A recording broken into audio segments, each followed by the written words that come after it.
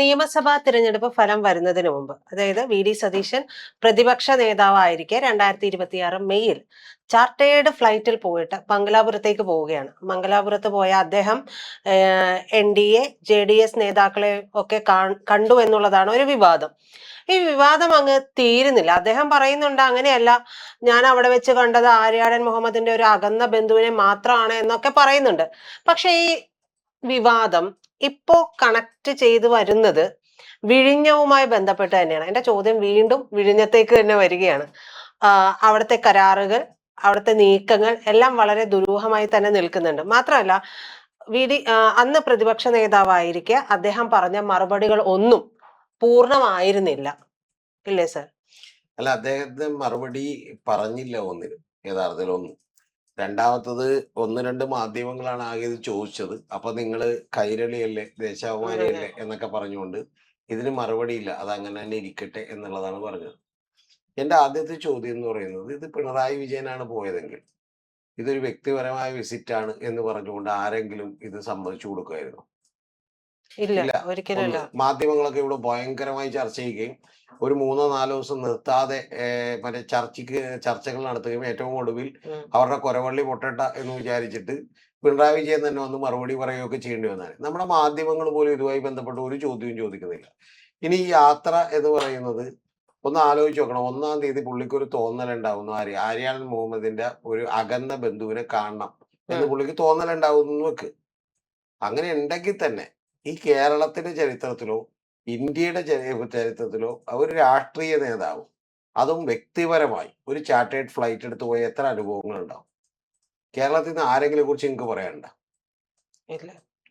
പോട്ടെ, ഇനി വലിയ വ്യവസായിയായിട്ടുള്ള മുതലാളിയായിട്ടുള്ള പുള്ളിയെ സംബന്ധിച്ച് ഇതൊക്കെ നിസ്സാരമായിട്ടുള്ള കാര്യമാണ്. യൂസഫ് അലി അദ്ദേഹം പോലും ചാർട്ടേഡ് ഫ്ലൈറ്റ് എടുത്ത് മംഗലാപുരം പോലെ പോയത് നിങ്ങൾക്കറിയാം. ഇപ്പൊ ചാർട്ടേഡ് ഫ്ലൈറ്റ് എടുത്ത് ചിലപ്പോൾ വേറെ യാത്രകളൊക്കെ ചെയ്തിട്ടുണ്ടാവും. ഇപ്പൊ ഹെലികോപ്റ്ററിൽ അദ്ദേഹം പുറത്തേക്ക് പോകുന്നുണ്ടാവും, ഇവിടെ പല സ്ഥലങ്ങളിലേക്ക് തിരുവനന്തപുരത്തൊക്കെ പോകുന്നുണ്ടാവും. പക്ഷെ ഒരു ചാർട്ടേഡ് ഫ്ലൈറ്റ് എടുത്ത്, അതായത് ഒരു മണിക്കൂറിന് 2 ലക്ഷം 2.5 ലക്ഷം വരാവുന്ന ഒരു ചാർട്ടേഡ് ഫ്ലൈറ്റ് എടുത്ത് പുള്ളി രാവിലെ 8:30 പോവുകയും രാത്രി വൈകുന്നേരം ഇങ്ങോട്ട് തിരിച്ചു വരികയും ചെയ്തു. കണ്ടതാരെയൊക്കെയാണ്? അവിടെ മംഗലാപുരത്ത് BJP പിന്തുണയിൽ MLC ആയിട്ടുള്ള ഫാറൂഖിനെ കണ്ടു, അതുപോലെ തന്നെ മൊഹിയുദ്ദീനെയും കണ്ടു. ഇത് കൂടാതെ അവിടെ കണ്ടിട്ടുള്ള ഒരാളുടെ പേര് കിഷോർ ആൽവ എന്നുള്ളതാണ്. അപ്പൊ ഇത്തരത്തിൽ ഒരു രാഷ്ട്രീയ നേതാവ്, അദ്ദേഹം ഒരു തുറന്ന പുസ്തകമായിരിക്കണം, വളരെ ട്രാൻസ്പെറന്റ് ആയിരിക്കണം, വളരെ ക്ലാരിറ്റി ഉണ്ടാവണം എന്നൊക്കെ പറയുന്ന ഒരാള് സ്വാഭാവികമായിട്ടും അത്തരത്തിലുള്ള ഒരു യാത്ര പോയത് എന്തിനാണ്? ഏറ്റവും കുറഞ്ഞ പക്ഷം അദ്ദേഹത്തിന്റെ കൂടെ ഉണ്ടായിരുന്നത് അന്ന് സ്വർണ്ണക്കടത്ത് കേസിൽ പല ആരോപണങ്ങളും നേരിട്ട് ആ ചോദ്യം ചെയ്യലിന് വിധേയമായിട്ടുള്ള ഒരാൾ കൂടിയാണ് കൂടെ ഉണ്ടായിട്ടുള്ളത്.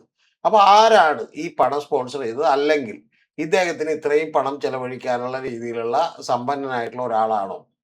സോഴ്സ് ഏറ്റവും വലിയ അടുത്ത തമാശ എന്ന് വെച്ചാൽ ഇത് മാധ്യമങ്ങൾ ആരും എന്ത് ചെയ്യുന്നില്ല, ചോദിക്കുന്നില്ല. പിന്നെ താങ്കൾ ഉദ്ദേശിച്ച പോലെ ഇത് വിഴിഞ്ഞം മാത്രമായിട്ട് അങ്ങോട്ട് കണക്ട് ചെയ്യണ്ട, അതവിടെ നിൽക്ക്. കാരണം വിഴിഞ്ഞം മാത്രമല്ല, ഇനി മിഷൻ സമുദ്ര വരുന്നുണ്ട്, കേരളത്തിൽ പോർട്ട് സിറ്റി വരുന്നുണ്ട്, ധാതുമണലിലെ ഖനനം വരുന്നുണ്ട്. ഇന്നിപ്പോ നമ്മുടെ പ്രിയപ്പെട്ട കെ മുരളീധരൻ ഞങ്ങളുടെ മറ്റേ ആരോഗ്യ രംഗത്ത് പോലും സ്വകാര്യവൽക്കരണം വരണമെന്ന് പറയുന്നുണ്ട്. എന്നൊക്കെ പറഞ്ഞാൽ കാര്യങ്ങൾ ഏതാണ്ട് കൃത്യമാണ്. ഒന്ന് ആലോചിച്ച് നോക്കണം നിങ്ങൾ. അതായത് നമ്മുടെ മുഖ്യമന്ത്രിയായിരുന്ന പിണറായി വിജയൻ അദ്ദേഹത്തിന്റെ വസതിയിൽ ഒരു ലിഫ്റ്റ് വെച്ചു. ആ ലിഫ്റ്റ് വെച്ചപ്പോൾ അതിന് 25 ലക്ഷം രൂപയാണ്. ആ ലിഫ്റ്റ് അദ്ദേഹം എന്തായാലും മറ്റേ മുഖ്യമന്ത്രി സ്ഥാനത്ത് നിന്ന് പറയുമ്പോൾ പൊളിച്ചുകൊണ്ട് പോയില്ലല്ലോ, പൊളിച്ചുകൊണ്ട് പോയില്ല, അവിടെ തന്നെ ഉണ്ട്.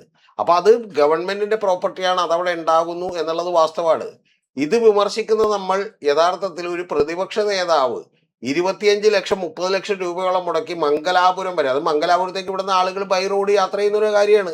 ഒരു കുറച്ച് സമയം കൂടുതൽ എടുക്കും എന്നുള്ളത് മാത്രമേ ഉള്ളൂ. പക്ഷെ അതിന് പോലും തയ്യാറാകാതെ ഇത്ര അർജന്റ്ലി എന്തിനായിരുന്നു അവിടെ പോയത്? ആരെയൊക്കെയാണ് വിസിറ്റ് ചെയ്ത് ആരെയൊക്കെയാണെന്ന് ചോദിക്കുമ്പോഴാണ് അടുത്ത തമാശ ഉള്ളത്. മറ്റേ കിഷോർ ആൽവ അപ്പുറത്തെ റോട്ടിൽ വെറുതെ വർത്താനം പറഞ്ഞിരിക്കണേ, എക്സിക്യൂട്ടീവ് ഡയറക്ടറും പ്രസിഡന്റുമായിട്ടുള്ള കിഷോർ ആൽവ വർത്താനം പറഞ്ഞിരിക്കണേ. അദ്ദേഹം വന്ന് വെറുതെ നമ്മുടെ ഫ്രണ്ട് വന്നിട്ടുണ്ട്, സജ്യം വന്നിട്ടുണ്ട്, അദ്ദേഹം വന്ന് കണ്ടു എന്നാണ് ഇവർ പറയണത്. എന്തൊരു അസംബന്ധ നാടകമാണ്. ഇനി അങ്ങനെ കാണാൻ വേണ്ടിയിട്ട് മാത്രമാണോ? അതായത് അവിടെ ചെന്ന് എന്താണ് 2 റൗണ്ട് ക്യാരം ബോർഡ് കളിച്ചിട്ട് പോരാൻ വേണ്ടി മാത്രമാണോ സഹിച്ചു പോയത്? ഈ കേരളത്തിൽ സതീശന് മാത്രം ഇത്ര വലിയ പ്രിവിലേജ് കിട്ടുന്നത് എങ്ങനെയാണെന്ന് അന്ന് ആലോചിച്ച് നോക്കിയിട്ട. കേരളത്തിൽ വേറെ ഏതെങ്കിലും ഒരു രാഷ്ട്രീയ നേതാവ്, ഒരു മന്ത്രി, ഒരാള് ഇങ്ങനെ പോയിട്ടുണ്ടെങ്കിൽ നമ്മുടെ മാധ്യമങ്ങൾ ഇതുപോലെ വാതുറക്കാതിരിക്കുന്ന ഒരു സംഭവം ഉണ്ടായിട്ട? അവർ ചർച്ച ചെയ്യാതിരിക്കുന്ന സംഭവം ഉണ്ടായിട്ട. യഥാർത്ഥത്തിൽ ഇത് ആദ്യമായി പുറത്തേക്ക് കൊണ്ടുവന്ന ഒരു ഒറ്റ ചാനലാണ്, അത് ബിഗ് ടി വി മാത്രമാണ്. സഫ്രോൺ സ്ട്രോക്ക് എന്ന് പറയുന്ന ഈ ഒരു മറ്റേ പ്രൈവറ്റ് കാരിയേഴ്സ് കൊടുക്കുന്ന ഒരു വിമാന കമ്പനിയുടെ സ്റ്റാർട്ടേഡ് ഫ്ലൈറ്റിൽ സതീശൻ ഇങ്ങനെ പോയി എന്നിട്ട് തിരികെ വന്നു എന്ന് പറയുന്ന വാർത്ത ആദ്യമായിട്ട് ബ്രേക്ക് ചെയ്ത ബിഗ് ടി വി ആണ്. നമ്മുടെ ഇവിടുത്തെ ഏഷ്യാനെറ്റ് ഇത് കണ്ടില്ല, ബാക്കിയുള്ള ആരും കണ്ടിട്ടില്ല. എന്താ കാര്യമുള്ളത്?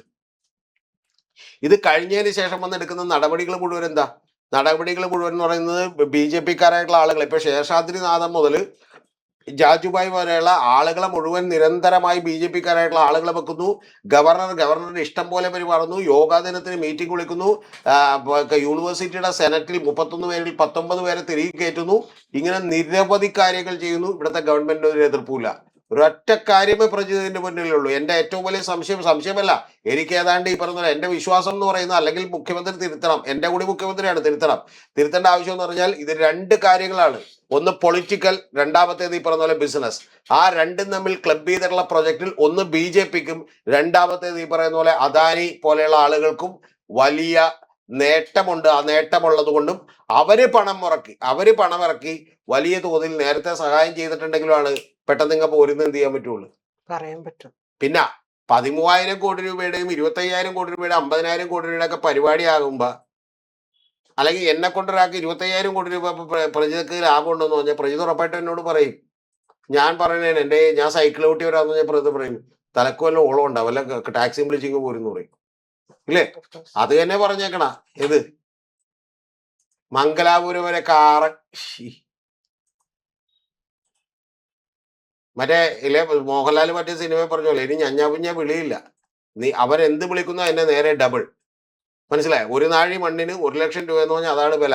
കാരണം എന്ത് വില കൊടുത്തും എനിക്ക് ആ ഭൂമി തിരികെ കിട്ടണം എന്ന് പറയുന്ന ആളുകളാണ്. അപ്പൊ 13,270 കോടി രൂപയുടെ ഒപ്പിടാൻ നിൽക്കുമ്പോഴാണ് കാറിന് വരാന്നൊക്കെ പറയണ.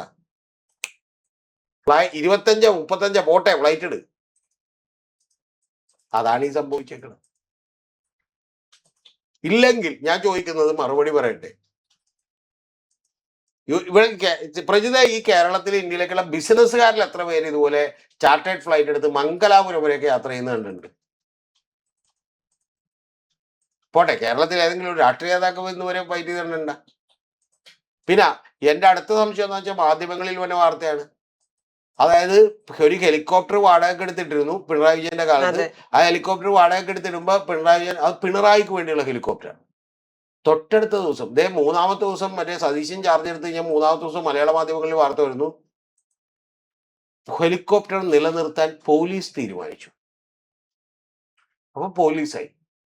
കഴിഞ്ഞ ദിവസങ്ങളിൽ ഒരു യൂട്യൂബിൽ വന്നിട്ടുള്ള വാർത്ത എന്താ വെച്ചിട്ടുണ്ടെങ്കിൽ, അകമ്പടി കൊടുത്ത് സതീശനെ നാണം കെടുത്തി പോലീസുകാരുടെ തെറ്റാ. അകമ്പടി ഒരുപാടുണ്ട്, 10-25 വണ്ടിയുണ്ട്. ആകെ നാണൊക്കെ എടുത്താൻ വേണ്ടി പോലീസുകാർ മനഃപൂർവ്വം ചെയ്തതാ. സതീശന് ചെറിയ മറ്റേ വെഹിക്കിൾ ബ്ലൈൻഡ്നെസ് വന്നിട്ടുണ്ട്, പുള്ളിക്ക് കാണാൻ പറ്റില്ല ചുറ്റുമുള്ള വണ്ടികളൊന്നും. അങ്ങനെയാണ്. പുള്ളിക്കറിയാൻ പാടില്ലേ കൂടെ ആളുകൾ എന്തുണ്ട്. പിന്നെ രണ്ടാമത്തെ ഏറ്റവും സ്പെസിഫിക് ആയിട്ടുള്ള ഉദാഹരണം താങ്കൾ പറഞ്ഞ പൂക്കി. എന്നെ പൊന്നു പ്രജിത, ഒരു വളരെ ഓർഗനൈസ്ഡ് ആയിട്ടുള്ള അറ്റംപ്റ്റ് ഇല്ലാതെ ഒരു പൂക്കിയും കേക്കിയും ഇവിടെ ഉണ്ടാവില്ല. എന്നിട്ട് സതീശന്റെ ഒരു പയ്യനെ ചൂണ്ടിക്കാണിച്ചു, ഇവനാണ് എന്നെ പൂക്കിയാക്കിയത്. ആര്? നിങ്ങൾ ഇതിന് മറുപടി പറ. ഞാൻ പറയുന്നത് ഇവിടുത്തെ മാധ്യമങ്ങളോടാണ്. നിങ്ങൾ ഇതിന് മറുപടി പറ. നിങ്ങൾ ഈ ചോദ്യം ചോദിക്കാത്ത എന്താ? വ്യക്തിപരമായിട്ടുള്ള കാര്യമോ? അങ്ങനെയാണെങ്കിൽ നിങ്ങൾ ഒരു ദിവസം രാത്രി ചർച്ചക്കെടുക്കണ്ടേ ഇതിന്റെ പിന്നിലെ ദുരൂഹതകളെ കുറിച്ച്? നിങ്ങൾ ചർച്ചക്കെടുത്തിട്ടില്ലല്ലോ. ഇതേ സിസ്റ്റവും ഇതേ സംവിധാനവും പ്രജിതൊന്നും ഒരുപക്ഷെ ശ്രദ്ധിച്ചിട്ടുണ്ടാവില്ല. കണ്ടേക്കണ എവിടെയെന്ന് അറിയാമോ? 2014 നരേന്ദ്രമോദി അധികാരത്തിലേക്ക് വന്നതിന് ശേഷം ഇതേ സിസ്റ്റവും ഇതേ സംവിധാനവും തന്നെയായിരുന്നു. അതായത് പ്രതിപക്ഷം വളരെ വൃത്തിയിട്ടവന്മാരാന്ന് പറഞ്ഞാണ് 120 ചർച്ച ഉണ്ടെങ്കിൽ 100 എണ്ണം നടത്തുള്ളൂ. ഗവൺമെന്റിനെതിരെ ഒരു ചോദ്യവും ഉണ്ടായില്ല, ഒരു ചോദ്യം ഉണ്ടായില്ല. അതുകൊണ്ട് 282 സീറ്റായി, പിന്നെ 303 സീറ്റായി BJPക്ക്. ഇപ്പോൾ 2019 എത്തിയപ്പോ. പക്ഷെ എല്ലാ കാലവും അങ്ങനെ പിടിച്ചു നിർത്താൻ പറ്റില്ല. പിന്നെ ഈ ചാനലുകളൊന്നും ആളുകൾ കാണണ്ടായി. ആളുകൾ മറ്റേ സാധാരണ യൂട്യൂബേഴ്സിനെ കാണാൻ തുടങ്ങി. അപ്പൊ പണിപാളി. അപ്പൊ നരേന്ദ്രമോദിക്കൊക്കെ ദേഷ്യം വന്നായിരുന്നു. അപ്പോഴാണ് നരേന്ദ്രമോദി വന്ന് പല ഈ ഇന്ത്യയിൽ അറിയപ്പെടുന്ന വലിയ യൂട്യൂബേഴ്സിന്റെ ചോദ്യങ്ങൾക്ക് മറുപടി പറഞ്ഞു പുള്ളി. ഒന്ന് കാര്യപ്രതിനിധിത്വം ആലോചിക്കണം. ഇലക്ട്രൽ ബോണ്ട് എന്ന് പറയുന്ന ഇന്ത്യയെ പിടിച്ചു കുലുക്കാൻ പോകുന്ന അതായത് വലിയ അഴിമതികൾ ഇന്ത്യയിൽ നടന്നിട്ട് ഒരു മാധ്യമവും അത് കൃത്യമായി റിപ്പോർട്ട് ചെയ്തില്ല. ഏതൊക്കെ കമ്പനികളുടെ കാശ് മേടിച്ചേക്കണ? മേഘ എഞ്ചിനീയറിംഗ് ഇൻഫ്രാസ്ട്രക്ചർ ലിമിറ്റഡ് എന്ന് പറഞ്ഞ കമ്പനി, അതാണ് രണ്ടാമത്തെ കമ്പനി. അത് അവർക്ക് 4400 കോടി രൂപയുടെ പ്രൊജക്ട് കൊടുക്കുന്നു, അവർക്ക് 140 കോടി രൂപ കൈക്കൂലിയായിട്ട് മേടിക്കുന്നു. ഒന്ന് ആലോചിച്ച് നോക്ക്. ഒരു മാസം മുമ്പ് 140 കോടി രൂപ അഡ്വാൻസ് അടക്കുന്നു, തൊട്ടടുത്ത ദിവസങ്ങളിൽ 4500 രൂപയുടെ പ്രൊജക്ട് കൊടുക്കുന്നു. ഇനി ഇതൊക്കെ പോട്ടെ, ഇതൊന്നും എനിക്ക് വിഷയമില്ല. എനിക്ക് ഏറ്റവും വലിയ വിഷയമുള്ള ഒരു കാര്യമുണ്ട്. ഡിജിറ്റൽ ഫാർമ വിഷൻ എന്ന് പറഞ്ഞൊരു കമ്പനിയുണ്ട്. അതായത് സിക്കിമിലെ നിരവധി കമ്പനികളുണ്ട്, ഞാൻ അതിൽ ഒരെണ്ണം മാത്രമേ പറയുന്നുള്ളൂ സമയക്കുറവ് കാരണം. ഡിജിറ്റൽ ഫാർമ വിഷൻ അവരുടെ കഫ് സിറപ്പ് കഴിച്ച് നിരവധി കുട്ടികൾ ജമ്മു കാശ്മീരിൽ മരിച്ചു. അവരുടെ കയ്യിൽ നിന്നും കാശ് മേടിച്ചു. ഈ കേരളത്തിലുള്ള സിപ്ല അവരുടെ കയ്യിൽ നിന്ന് 65 കോടി രൂപ മേടിച്ചു. 2-3 കോടി രൂപ കോൺഗ്രസും മേടിച്ചു. ആർക്കും പരാതിയില്ല. മേടിക്കാത്ത ഒറ്റ രാഷ്ട്രീയ പാർട്ടിയേ ഉള്ളൂ, അത് CPM മാത്രമാണ്. CPM അതിനെതിരെ കേസിന് പോയി, ഇലക്ട്രൽ ബോർഡ് വേണ്ടാന്ന് പറഞ്ഞു. അപ്പൊ പറഞ്ഞു വന്നത്, ഇതൊക്കെ ഈ നാട്ടിൽ നടക്കുമ്പോൾ അതൊക്കെ ചില സിംറ്റങ്ങളാണ്. ഇപ്പൊ ഈ കേരളത്തിൽ നടന്നുകൊണ്ടിരിക്കുന്നത് എന്താണെന്ന് വെച്ചാൽ, 2014 നരേന്ദ്രമോദി വന്നതിന് ശേഷം എങ്ങനെയായിരുന്നു സിറ്റുവേഷൻ, മാധ്യമങ്ങൾ എങ്ങനെ മാറി, ഏതാണ്ട് അതേപോലെ തന്നെയുള്ള സിറ്റുവേഷൻ ആണ് ഇപ്പോഴുള്ളത്. അടിപൊളി സതീശൻ ഗംഭീരം, മറ്റേ കെ മുരളീധരൻ പൊളിച്ചു എന്നൊക്കെ പറഞ്ഞു മാത്രം വാർത്തകൾ വന്നുള്ളൂ. പക്ഷെ ഇവിടെ ഇന്ത്യയിൽ പക്ഷെ വേറൊരു രീതി ഉണ്ടായിരുന്നു, പക്ഷെ കേരളത്തിൽ വേറൊരു രീതി കൂടെ ഉണ്ട്. എല്ലാ പ്രോ സംഘപരിവാർ യൂട്യൂബ് ചാനലുകളും ഇത് തന്നെ പറഞ്ഞുകൊണ്ടിരിക്കണം. സതീശൻ അടിപൊളി, സതീശൻ പൊളിച്ചു, മറ്റേ കെ മുരളീധരൻ തകർത്തു, മറ്റേ ആ കെ മുരളീധരന്റെ സെക്രട്ടറി കണ്ട, മറ്റേ പാന്റ് ഷർട്ട് ഇട്ടേക്കണ്ട, രക്തം കേൾക്കണം, എത്ര ഗംഭീര മനുഷ്യൻ, പുള്ളിയുടെ ചിരി കണ്ട, പുള്ളിയുടെ കണ്ണ് കണ്ട, പുള്ളിയുടെ മൂക്ക് കണ്ട, ചിരിക്കുമ്പോൾ പുള്ളിയുടെ നുണക്കുഴി കണ്ടു. ഇതാണ് മാധ്യമപ്രവർത്തനം. അപ്പൊ ഇതിന്റെയൊക്കെ പിന്നിൽ വലിയ പണവും സാമ്പത്തിക ശക്തികളും ഇല്ലെങ്കിൽ ഇവരെ ആരും ബോധമില്ലാത്ത ആളുകളായതുകൊണ്ടല്ല ഇങ്ങനെ വാർത്ത കൊടുത്തുകൊണ്ടിരിക്കുന്നത്. അതാണ് അതിന്റെ കാര്യം. അതുകൊണ്ട് കൃത്യമായി വിമർശനം ഉന്നയിക്കുന്ന ആളുകളെ ഇവർ വിളിക്കുകയില്ല. കാരണം ഇവരുടെ അജണ്ട സെറ്റ് ചെയ്ത് ഇവർ അത്തരത്തിലുള്ള ഒരു പ്രതീതി ജനങ്ങൾക്കിടക്കോട്ട് കൊടുക്കണം. യഥാർത്ഥത്തിൽ ഇപ്പോഴും നമ്മുടെ മുമ്പിൽ ഉത്തരവില്ലാത്തൊരു ചോദ്യമുണ്ട്. എന്തിനാണ് മംഗലാപുരത്തേക്ക് നിങ്ങളൊരു എമർജൻസിയായി യാത്ര നടത്തിയത്? അപ്പൊ എന്താ വെച്ചാൽ, ഉണ്ടിരുന്ന നായർക്കൊരു വിളിയുണ്ടായി എന്ന് പറയുന്ന പോലെ പെട്ടെന്ന് ഇങ്ങനെ ഊണ് കഴിച്ചുകൊണ്ടിരുന്ന സഹിച്ചു തോന്നിയോ, രാത്രി അത്തരം കഴിച്ചപ്പോൾ തോന്നി, ശോ എത്ര ദിവസമായി മറ്റേ അവിടെ ആര്യയുടെ മുഹമ്മദിനെ ബന്ധുവിനെ കണ്ടിട്ട്, നാളെ രാവിലെ അങ്ങോട്ട് ഫ്ലൈറ്റ് എടുത്ത് പോയേക്കാന്ന് പറഞ്ഞ് പുള്ളി നേരെ നിന്ന് ഇറങ്ങി. അല്ലേ? മറ്റേ നാരങ്ങമുട്ടയുടെ കഥ പോലെ പറഞ്ഞ പോലെയുള്ള കഥയിരിക്കും എന്ത് ചെയ്യാൻ പോണത്. അപ്പൊ ചെന്ന് കണ്ടപ്പോ അവിടെ കെട്ടിപ്പിടിച്ചു. അപ്പൊ കെട്ടിപ്പിടിച്ചപ്പോൾ ഉടനെ തന്നെ മറ്റേ കിഷോർ ആൽവ അപ്പുറത്ത് നിൽക്കണായിരുന്നുണ്ട്. പുള്ളി ചൂണ്ടയിടണായിരുന്നു അവിടെ നിന്ന്, അല്ലെങ്കിൽ കക്ക വാരനായിരുന്നു അപ്പൊ വെള്ളത്തിൽ കിടന്ന്. അപ്പൊ പുള്ളി വിളിച്ചപ്പോ കിഷോർ ആൽവ, എടാ എക്സിക്യൂട്ടീവ് പ്രസിഡന്റും അതുപോലെ എക്സിക്യൂട്ടീവ് ഡയറക്ടർ വൈസ് പ്രസിഡന്റും അല്ലേ അദാനിയുടെ ഗ്രൂപ്പിൽ, ടോട്ടൽ ഗ്രൂപ്പിന്റെ ഉണ്ട്, അദാനിയുടെ ടോട്ടൽ ഗ്രൂപ്പിൽ കർണാടകത്തില ആണ്. എടാ നീ എന്തെടുക്കണേ, ഞാൻ ഇവിടെ കക്ക വാരിക്കൊണ്ടിരിക്കണേ. അത് ഈ പെട്ടെന്ന് എടാ കുളിച്ച് റെഡിയായി പെട്ടെന്ന് പോരി, ഷർട്ടിട്ടിലേക്ക് കുഴപ്പമില്ല, നമ്മുടെ സൈശിനെ ഇവിടെ എത്തിയിട്ടുണ്ടെന്ന് തോന്നി. പുള്ളി മറ്റേ കക്കവാരുടെ ഡ്രസ്സിൽ വന്നിട്ട് എന്ത് ചെയ്തു, സൈശിനെ കെട്ടിട്ടുണ്ട്. വെറുതെ ഒരു ബന്ധം, ഒരു കാര്യമില്ല, വെറുതെ. ഞാൻ ചോദിക്കണം, പ്രജിതയുടെ കയ്യിൽ ഒരു 5 കോടി രൂപ കയ്യിൽ വെറുതെ ഇരിക്കണം, പ്രജിത മംഗലാപുരത്തേക്ക് എന്ത് ചെയ്യും? 25 ലക്ഷം രൂപ ഫ്ലൈറ്റ് എടുത്ത് പോകുമോ? ഇനി പോണമെന്നുണ്ടെങ്കിൽ പ്രജിത അത്ര എമർജൻസി ഉള്ള കാര്യം ഉണ്ടാണ്, അല്ലെങ്കിൽ പ്രജിത പോകും. എങ്ങനെയാന്ന് അറിയാമോ? ഞാൻ വന്നിട്ട് പറയാണ്, ഞാൻ ഇവിടുത്തെ വലിയ വ്യവസായിയാണ്, പ്രജിത ഇങ്ങോട്ട് പോരി, ബാക്കി എല്ലാ കാര്യവും ഞാൻ അറേഞ്ച് ചെയ്തിട്ടുണ്ട്, അവിടെ ഫ്ലൈറ്റിൽ കയറിയാൽ പോരെന്ന് പറഞ്ഞാൽ ചിലപ്പോൾ പ്രജിത എന്ത് ചെയ്യും? ഇല്ലേ? അല്ലാതെ ആരെങ്കിലും പോവുക? നമ്മളൊരു ബന്ധുവിന്റെ വീട്ടിലേക്ക് പോകുന്നു, ഒരു മരണം ഉണ്ടായി, നമ്മൾ എന്ത് ചെയ്യുമോ? ഒരു 60,000 രൂപ ഒരു മണിക്കൂറിനുള്ള ഹെലികോപ്റ്റർ എടുത്തങ്ങ് പോകുന്നതായിരിക്കും. എമർജൻസിയാണ്, പക്ഷെ എങ്കിൽ പോലും നമ്മൾ എന്ത് ചെയ്യും? പക്ഷെ VD സതീശനോടും പ്രതിപക്ഷത്തോടും ഇത്തരം ചോദ്യങ്ങൾ ചോദിക്കുന്നില്ല. അതായത് മാധ്യമങ്ങൾ ചെല്ലുന്നു, ബിസ്ക്കറ്റും മറ്റേ ചായയും കഴിക്കുന്നു, നേരെ പോരുന്നു, അവര് പറയുന്ന കോമഡി കേൾക്കുന്നു, എന്നിട്ട് എന്ത് ചെയ്യുന്നു? അറബിക്കടൽ പറ്റിയോ എന്ന് ഷാജിയോട് ചോദിക്കുമ്പോൾ ഷാജി പറയുന്നത്, അറബിക്കടൽ നിങ്ങൾ അങ്ങനെയൊക്കെ പറയില്ല എന്ന് പറയുമ്പോൾ ശരി എന്ന് പറഞ്ഞിട്ട് എന്ത് ചെയ്യും? ആ ബാക്കി കൈരളി മറ്റേ ദേശാമാനി എന്നൊക്കെ പറയും, കൈരളിയും ദേശാമാനി, നിങ്ങൾക്ക് ഉത്തരവില്ല. എന്താണ് ഈ നാട്ടിൽ സംഭവിക്കുന്നത് എന്നാണ് ഞാൻ